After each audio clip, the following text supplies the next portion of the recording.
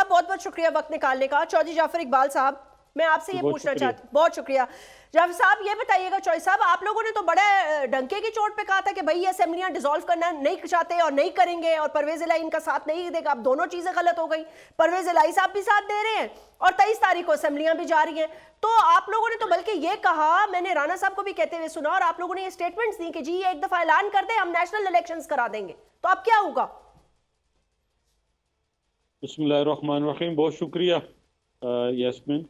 देखिए, इमरान खान साहब ने जितनी बातें 2014 से लेके आज तक कहीं, और बाद में कभी साल बाद कभी 2 साल बाद उस बात से मुकर गए और फिर गए। एक काम इन्होंने बड़ी यकसुई के साथ किया है, वो चाहे 2014 से लेकर जो 18 तक की गवर्नमेंट थी हमारी और ये अपोजिशन लीडर थे, और चाहे जब इन्हें 18 में हुकूमत दिलवाई, किसने दिलवाई, कैसे दिलवाई, हम क्या कहते थे, खैर आज खान साहब खुद अपनी जुबानी बता रहे हैं और उसके ऊपर मोहर जनाब चौधरी परवेज इलाही साहब किसी के एहसानात गिनवा के वो कर रहे हैं। और फिर 2018 से लेके जो 4 साल हुकूमत की, उसके अंदर भी कोई एक काम ऐसा बता दीजिए जो मुल्क के अंदर सियासी इस्तेहकाम के लिए बतौर वजीर आजम जनाब इमरान खान साहब कर सके हों।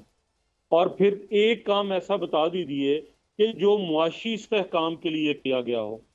यानी अगर मैं ये पूछूं सदाकत अली अब्बासी साहब से कि 4 साल में कोई एक नया मेगा प्रोजेक्ट जिसका तखय्युल इमरान खान ने दिया हो, इनके प्लानिंग मिनिस्टर ने जिसके लिए प्लानिंग की हो, और इनके वजीर खजाना ने जिसका फाइनेंशियल क्लोज दिया हो, तो ये नहीं बता सकेंगे।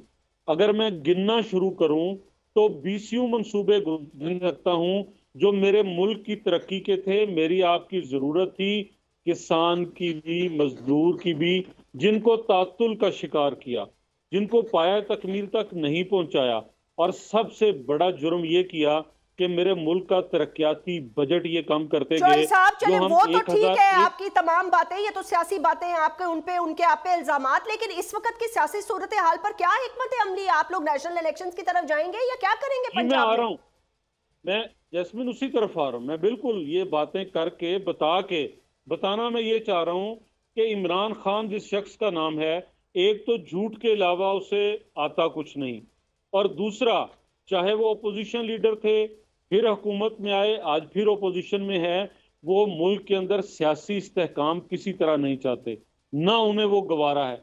अगर वो वजीर आजम की कुर्सी संभालते हैं तो वुजरा की कुर्सियों के पीछे से घूम के आते हैं कि दूसरी साइड पे किसी से सलाम ना लेना पड़े।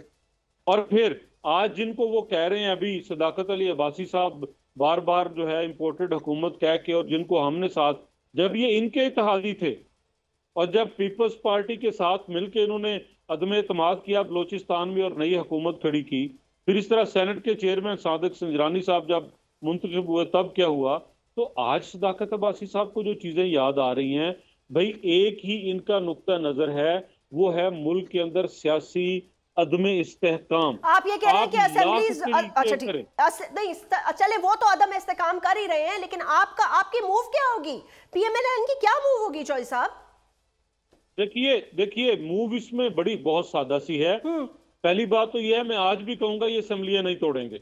अच्छा, क्योंकि आज की चौधरी परवेज इलाही साहब की प्रेस कॉन्फ्रेंस आपने सुनी होगी, नोट्स भी लिए होंगे। सुनिए जी। और कल जो उनकी बॉडी लैंग्वेज थी वो भी आपने देखी होगी जब खान साहब के साथ बैठे थे। आज वो इमरान खान को एहसान फरामोश कह रहे हैं। वो कह रहे हैं कि मुझे नहीं पता था कि मुझे साथ बिठा के उनके मोहसिन चौधरी परवेज इलाही साहब के जो साबिक आर्मी चीफ बाजवा साहब हैं, कमर जवेद बाजवा साहब, कि आप उनको तबर्रा करेंगे, और आज वो उनसे नाला हैं। भाई अगर आपने असेंबलियां तोड़नी थी तो क्यों नहीं तोड़ी, कल ऐलान कर देते गुजरा आला से 7 दिन में। ये लैम एक्सक्यूजेज हम चाह रहे हैं कौमी असेंबली में कब से आपको बुला रहे हैं, आप आने के लिए तैयार नहीं है, लॉजिज इस्तेमाल करते हैं, अपने आप को एमएनए कहलवाते हैं। स्पीकर के सामने जावेद हाशमी साहब ने इस्तीफा देना था ना, एक और वही बात चौधरी साहब की तरफ से आई और जाके इस्तीफा दे दिया। अगर ये वीडियो आपको पसंद आई है तो इस चैनल को सब्सक्राइब करें और बेल आइकन को क्लिक करें।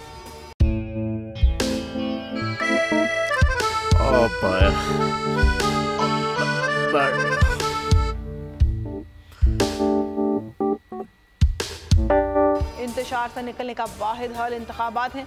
हकीकी आज़ादी मार्च आज रवान। हम आयत के मुताबिक अगर आप उसको ये रिपोर्ट दे दें तो मैं आपको अपनी 4 सीटें दे दूंगा। मौलाना हाँ साहब, वो जो रिमोट हमें दे दे और वो जो नीली पीली चैनल है वो लगाए।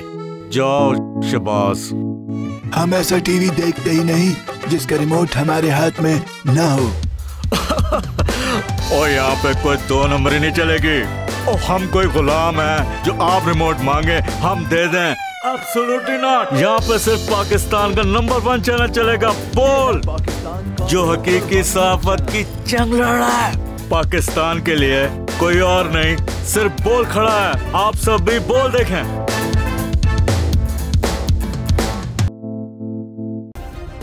सब्सक्राइब करें और बेल दबाएं ताकि कोई खबर रह न जाए।